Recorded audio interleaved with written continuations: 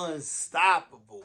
Welcome back to another video with your God, Gemini by Law. Listen, man, as y'all know, the war in Jacksonville is deadly as any other war in any other city, any other impoverished city. Y'all know it go down right here in the South Bronx where I'm at. It goes down out there in Jacksonville, go down in Chicago, all these major cities. But look, man, right here this right here is the final hours of Corbin Johnson. We're gonna get right into it, man.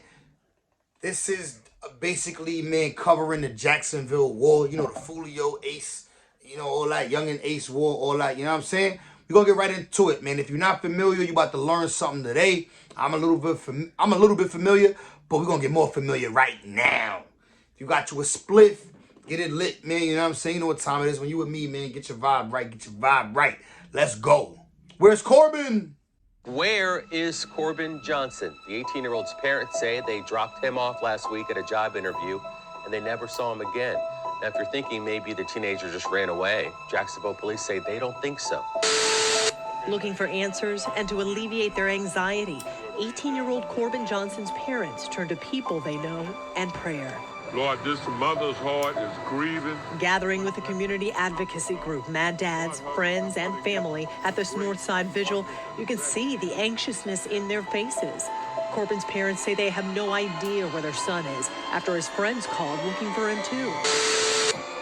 Jacksonville police are now beginning an investigation in the murder of a teen who until last week was a missing person. Tom, I have been looking into how police were able to identify the remains in just a matter of days. A man found them out here in this wooded area on Thursday. They found him in the woods. They found his body a week after he went missing in the woods. That's different. That is different. This story got to be crazy. July 11th, 2018. Corbin Odell Johnson's family's life was about to change, and his would be placed in jeopardy. That morning, Corbin had his sights set on placing the next piece of his life in place as he sought employment. Putting that effort in to make that vision a reality, Corbin had 2 interviews scheduled for that day. The first was with mammoth company Amazon, which he was present at. His friends Jerika Sims and Makah Johnson would speak to him via FaceTime. So far, he sound like a good kid, right? You see he out here applying for jobs. He done applied for Amazon. Had 2 job interviews in the same day. Sound like a good kid so far, man. Where did it all go wrong? Like, what happened? Like, did they kill an innocent kid and put him in the woods? What happened? Who did it? Like, where's Corbin? Still at Amazon. The time was around 4 p.m. While on the call, Corbin would ask his friends if they can get something for him to eat, and also mention that he was awaiting transport. His friends would exit the call as Corbin was picked up by his father to make his way to another interview, this time at the major logistics chain, UPS. The time is 5 p.m., and Corbin was dropped off by his father to his second job interview for the day. When Corbin was finished with his interview, another family member would pick him up. The man arrived around 7:45 p.m., after which he took Corbin to his mother's Northside Biscayne Bay Circle home at around 9 p.m. to 9:30 p.m. While there, everything seemed fine, but something was about to happen that would become everyone's worst nightmare. Corbin would stay with his mother for about 30 minutes before leaving in a white vehicle. The vehicle wasn't a normal acquaintance of the family, as his mother was unaware who the person was who picked him up. Those last 30 minutes would be the last memories she had of her son, Corbin Johnson. The following morning, his father would send his son a text at around 8:30 a.m. to check in on how he was doing, as Corbin wasn't selected for the job. But there was no response. Corbin did not return home, didn't answer his phone, nothing. Corbin Johnson, So the day after he didn't get the job, that's kind of quick. Find out that he didn't get the job that quick the day after. But so I guess they called the pops, let him know, like, yo, listen, man, your son didn't get the job, whatever the case may be. your son didn't get the job. He called his son and let him know, like, yo, listen, man, it's all good, champ. You ain't get the job, but you know what I'm saying? We probably just let him talk him up, like, yo, we're going to go do some more applications. We probably see about Amazon, whatever the case may be. No answer. He ain't get no response from him. So now, as a parent, you start worrying, like, why you ain't answering my phone? He went ghost. I texted him that next morning around 8:39 because he didn't get the job to see how he was doing. I never did get a response. The following morning after that, on Friday, July 13th, Corbin was still in the wind. He would regularly speak to his mother and friends via text or FaceTime in the past, but this time, there was no contact at all, and everyone began fearing for the worst. His father would make a police report that day, listing Corbin as missing. 5 days would pass, and still no sign of Corbin's return, prompting the family to take action. Corbin's parents say they have no idea. 5 days, bro. Rest in peace, this little boy, bro. 5 days, bro. His parents had to go with no answer. 5 days, bro. You know they worry sick them whole 5 days. They probably ain't sleep good, bro. Thinking, where my son at? Where my kid at? Like, come on, bro. Son is after his friends called looking for him too. And they were saying he's missing. They haven't heard from him, and it's not normal for Corbin. Corbin is going to text me, he's going to FaceTime me, he's going to call me, and it's been 5 days, and that's not like Corbin. Corbin was free to have his time with friends, but one rule his mother always stated was that even if you were out for the night, just be sure to contact and let her know that everything is okay. That didn't happen this time. Like most young adults, Mormon says his son's mom has one rule when it comes to the cell phone. The only thing that she asked him to do is just contact and let me know that you're okay. If you don't come home at night, okay. But just let me know that you're okay. It's been a week, and neither of them have gotten that text.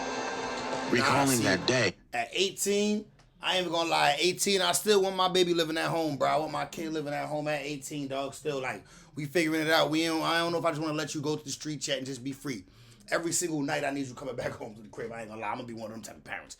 I'm gonna be a little bit more protective, bro. You gotta be, because at 18, bro, you know what I'm saying? You're still a kid, bro. You don't know what's going on out here. Now, if he's a kid and he's independent and he's doing his thing, sure, but you know what I mean?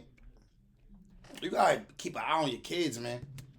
His friend Sims, who he regularly communicated with, would provide information stating that around 9 p.m. that Wednesday night, before he went missing, he called and they spoke again, and the last thing he said was he loved them and to be safe. Maybe Corbin knew something was about to happen that everyone else didn't, and that was his final goodbye. But who knows? The community was rallied along with the advocacy group Mad Dads at the intersection of Hart Road and Dunn Avenue, where the family said the teen was last seen to hold a vigil. The site of this vigil, a convenience store at the intersection of Harts Road and Dunn Avenue near I-95, is the place family says Corbin was last seen. There, they prayed and banded together to try to gather information and look for Corbin while pleading with the public for any assistance. Tonight, this gathering of about 50 people, including the local community advocacy group, Mad Dads, are asking for your help finding this family's son. Looking for answers and to alleviate their anxiety, 18-year-old Corbin Johnson's parents turn to people they know and prayer. Lord, this mother's heart is grieving. Gathering with the community advocacy group, Mad Dads, friends, and family at this Northside Vigil, you can see the anxiousness in their faces. Let's come together as a community, man. And if anybody know anything, please, please, call JSO, call me, call somebody that you know. We just want to find our son right now. Corbin has never been missing before, so the moment was traumatic and heart-wrenching. However, one piece of information provided to officers by the family stuck out. It could be the reason behind why Corbin was suddenly gone. According to news reports, the family told the police they were consistently concerned about the kind of friends Corbin would hang around. As a parent, the normal reasoning for this would likely be if those friends are partaking in activities that may not be legally or morally correct. Some hope would come in the form of new information. A man at a gas station around 3 miles away from the location of his Amazon interview would state that he saw Corbin get into a black car. Corbin left a house over here with his buddies off of Harts Road, came up into this store right here, and was last seen getting in and out of a black car. The family and his friends would have to endure a grueling year of searching and asking for information, only to have the case run cold. That was until, strangely enough, a year? Nah, a year went by? Did I hear that correctly? Hold up. Exactly 1 year after he went missing on July 11th, 2019, the Jacksonville Sheriff's Office received a call. Around 6:10 p.m.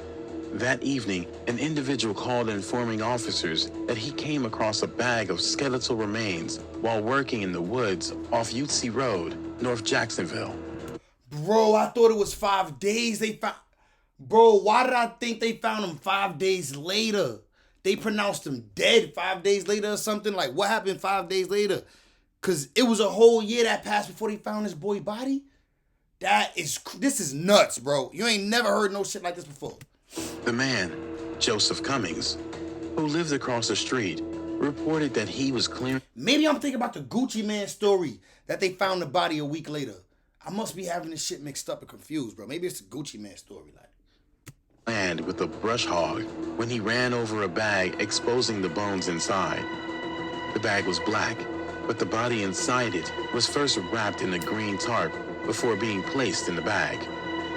Cummings would stop as to not damage any more of the body, as it may be evidence. He then checked closer to realize the entire skeletal body was present. I glanced back to where the bag was at. That's when I seen all the ribs, the leg bones, the femur, the rest of the bones. Bro. Laying where about 10. Bro, this is crazy, dog. What type of serial killer? This is wicked, dog. What type of shit they got going on in Jacksonville, son? What's going on in Jacksonville, bro? So they killed this boy, wrapped his body up in a tarp and a bag and put it in the woods or something? Like, this is crazy, dog.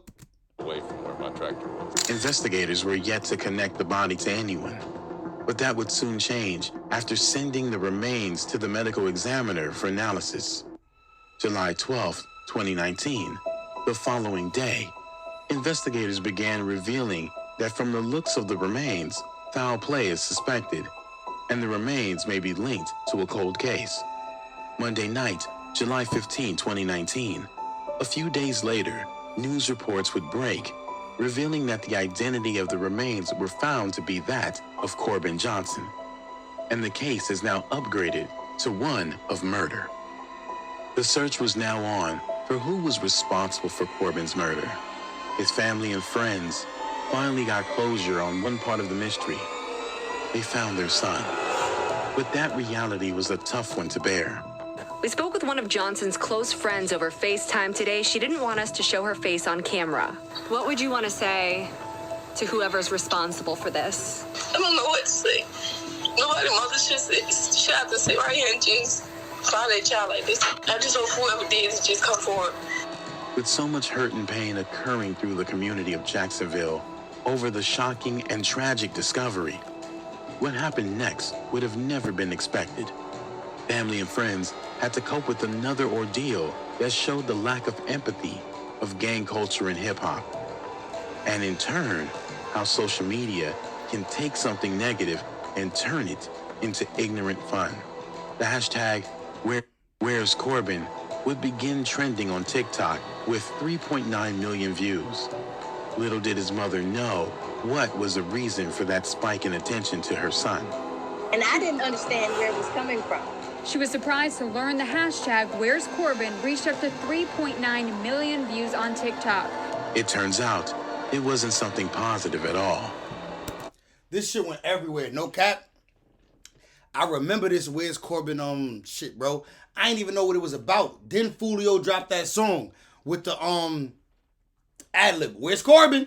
And that shit stuck everywhere. I mean, like, every person, everybody got hooked to that Where's Corbin? Right, bro, that shit, I'm telling you, bro, I ain't gonna lie. That nigga Fulio is like the master of making a diss song that's gonna hit. Like, that nigga's gonna remember the catchphrases, and Fulio has that. Something about him, he just nice with that beef shit.